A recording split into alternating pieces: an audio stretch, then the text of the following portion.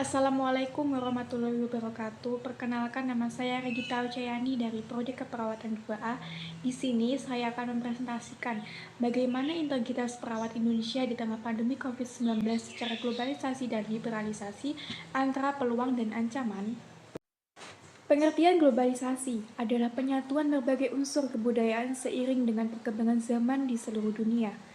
Globalisasi merujuk kepada penyebaran sistem atau kebudayaan baru secara menyeluruh sehingga menimbulkan perubahan global.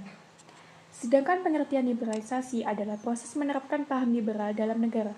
Liberal sendiri adalah paham yang berpendapat bahwa kebebasan masyarakat dan persamaan hak adalah yang utama. Liberalisasi juga menimbulkan peluang bagi perawat Indonesia agar mampu mengekspresikan cara medis mereka. Perawat merupakan tenaga medis yang bekerja untuk menangani COVID-19 bersama dengan dokter. Adanya globalisasi dan liberalisasi ini bisa membuat para perawat ini bebas menentukan jalannya dan mendapatkan setiap hak yang sama, sehingga saling bisa bekerja sama dengan baik, karena setiap perawat harus saling membantu satu sama lain.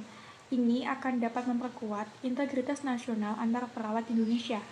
Nah, jika kedua konteks tersebut dilihat pada keadaan perawat Indonesia, artinya akan berubah sedikit. Globalisasi menimbulkan peluang perawat Indonesia bisa menggunakan teknologi Indonesia global di bidang kesehatan. Liberalisasi juga menimbulkan peluang bagi perawat Indonesia agar mampu mengekspresikan cara medis mereka. Namun, pada masa pandemi ini ada berbagai ancaman yang menanti perawat Indonesia, di antaranya infeksi dari COVID itu sendiri di masa ini. Dan ancaman yang lainnya adalah para perawat yang setiap hari sibuk menjalankan tugasnya dan terlibat berbagai konflik dan resiko akan menjadi stres sehingga dapat mengurangi rasa persaudaraan dan kepedulian terhadap perawat lainnya. Kehilangan kolega atau ancaman oleh pimpinan dan identitas profesional. Konflik batin antara nilai-nilai dan aspirasi dan apa yang dapat mereka capai dalam pekerjaan mereka. Kelelahan, hampir selalu merasa lelah karena pekerjaan dan kebutuhan tanpa henti, tanpa waktu untuk istirahat dan pemulihan.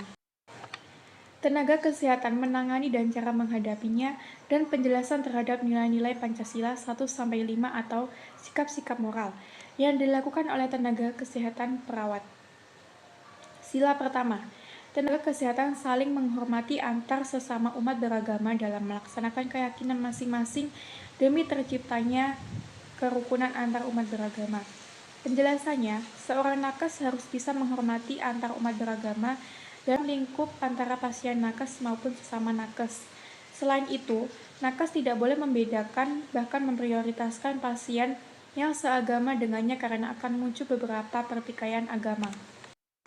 Sila kedua, saling mengasihi antar sesama demi menciptakan kehidupan yang harmonis.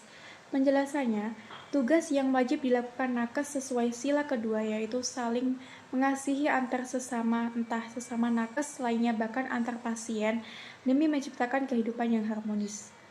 Jika nakes tidak bisa membangun kehidupan yang harmonis di lingkungan kerjanya, maka akan terjadi perselisihan antar sesama. Sila ketiga, menempatkan persatuan dan kesatuan serta kepentingan bangsa di atas kepentingan golongan dan tidak bertindak egois. Penjelasannya, persatuan dan kesatuan sangatlah penting dibangun di lingkungan kerja. Maka dari itu seorang nakes harus bisa membangun persatuan dan kesatuan dengan cara memprioritaskan pasien-pasiennya di atas kepentingan pribadinya serta tidak bertindak semena-mena bahkan egois terhadap pasien-pasiennya dan rekan kerja lainnya. Sila keempat, melaksanakan setiap keputusan yang diambil dari hasil musyawarah bersama. Penjelasannya, di setiap lingkungan kerja pasti adanya sebuah keputusan, baik keputusan perusahaan maupun keputusan perseorangan. Seorang nakes harus memiliki rasa ikhlas akan setiap keputusan yang diambil atau disetujui bersama melalui musyawarah. Selain itu, nakes tidak boleh memaksakan kehendak pribadinya di atas kehendak pasien-pasiennya. Jika hal itu terjadi akan mengakibatkan perselisihan antara nakes dengan pasien tersebut. Sila kelima, menjauhi sikap merampas hak orang lain yang dapat menjadi salah satu faktor penyebab konflik sosial. Penjelasannya, seorang nakes harus memiliki pendirian yang teguh. Jika ada pasien yang emergensi yang membutuhkan penanganan cepat, maka seorang nakes harus mendahulukan pasien tersebut dengan tidak merampas hak pasien tersebut untuk segera ditangani. Jika nakes mempunyai sikap merampas hak orang lain, maka akan terjadi konflik antara mereka. Sekian presentasi yang dapat saya sampaikan, kurang lebihnya saya mohon maaf. Wassalamualaikum warahmatullahi wabarakatuh.